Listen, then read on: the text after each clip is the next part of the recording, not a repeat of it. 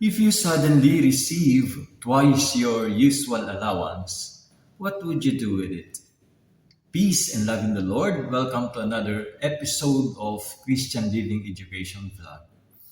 In our previous lesson, we learned that stewardship means responsibly caring for what God has entrusted to us.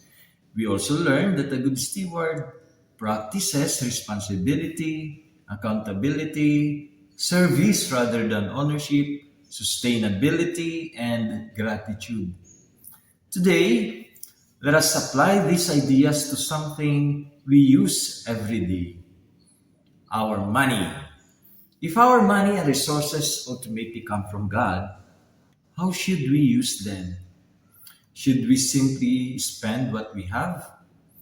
Or should we learn how to manage them wisely? This brings to our question: how can saving and budgeting become an expression of stewardship? Let's begin with saving. Is saving simply putting money aside, or can saving reveal how we understand and use God's gifts? Our lesson gives us four important meanings of saving as stewardship: valuing what we have, preparing for tomorrow, preventing unnecessary spending, enabling us to give more. These are the four meanings of savings. And let us look at each one by one. First, saving means valuing what we have. Think about what you have. Where do our money and resources ultimately come from? From God. If something is entrusted to us by God, should we waste it? Then, what does saving show? Saving means we value God's gifts and don't waste them. This is connected with the Filipino practice of pasasalamat or thanksgiving. When we are grateful for God's blessings, we learn to value them and use them wisely. Now, let's move to the second meaning of saving. Saving means preparing for tomorrow. Suppose you spend everything today. What happens if you have an important and need tomorrow? Example, education, an emergency, a family need. Can we always know what tomorrow will bring? No. So, what does a responsible steward do? He prepares. Saving means showing responsibility for tomorrow's needs. This is reflected in the Filipino practice of pag-iimpok, saving for future needs. An alkansya or paluwagan can be simple ways of putting this into practice. Okay, let's move to the third meaning of saving. Saving means preventing unnecessary spending. Imagine you see something you want.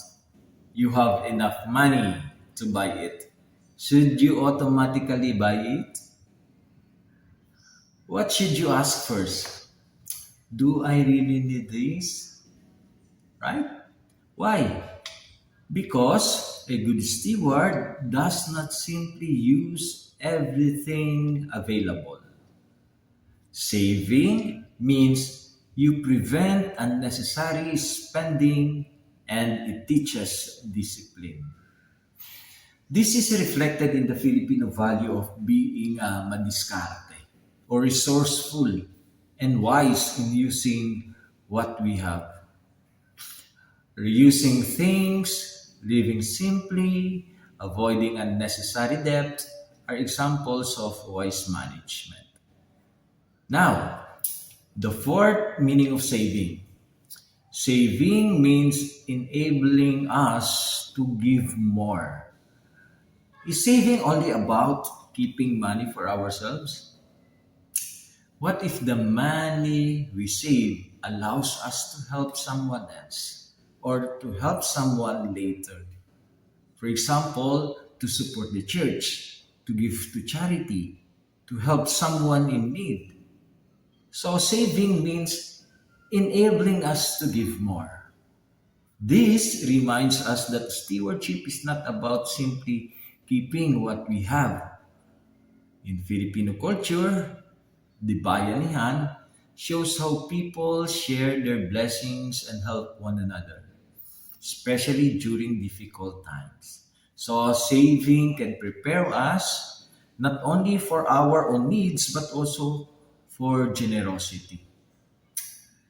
So these are the four meanings of saving as stewardship. So saving helps us value what we have, prepare for tomorrow, avoid unnecessary spending, and become more capable of giving. Okay? But now another question arises. If our resources are, for example, limited, how do we decide how to use them? This is where budgeting comes in. A budget helps us plan how to use our money and, of course, also our time and our resources. And like saving, budgeting also expresses good stewardship. We have four important meanings of budgeting as stewardship: setting priorities, preventing waste, preparing for responsibilities, and making space for giving. Let's discover them. First, budgeting means setting priorities. Ask ourselves, if I have limited money, what should come first? Need, wants, savings, or giving? So we cannot spend everything on everything. So what must we do? Choose what is most important. Budgeting therefore means setting priorities for how we use our money and resources. A good steward does not just spend money carelessly. A good steward decides responsibly.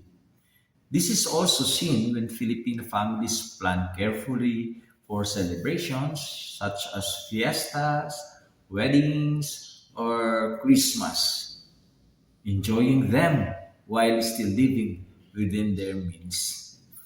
Now, the second meaning of budgeting. Budgeting means preventing waste. What happens when we spend without a plan? Can we overspend? Can we just misuse our resources? Can we just waste what God has provided us? So budgeting means preventing overspending and misuse of resources. This connects with the Filipino reminder, huwag mag-aksaya, do not waste. Reusing leftovers, passing clothes to younger siblings, and repurposing household items, these are simple examples of wise stewardship. Okay, let's move to the third meaning of budgeting. Budgeting means prepare for responsibilities. Who and what are we responsible for? Okay, we are responsible for our family, for our education, for emergencies, for future needs. And if we know these responsibilities exist, should we use everything today or should we prepare? Budgeting means preparing for our responsibilities. So a budget helps us set aside resources for the people and responsibilities entrusted to our care. Again, practices such as alkansya and paluwagan show how important the preparation for future needs is. Okay? And finally, the fourth meaning of budgeting. Budgeting means making space for giving. When we make a budget, should we ask only how much can I keep, or should we also ask how much can I give? So, can our budget include helping others? Yes, for the church, for charity, for people in need, families affected by calamities. So, a good budget makes space for giving. This reflects Filipino values such as bayanihan and pakikisama, helping and standing with others.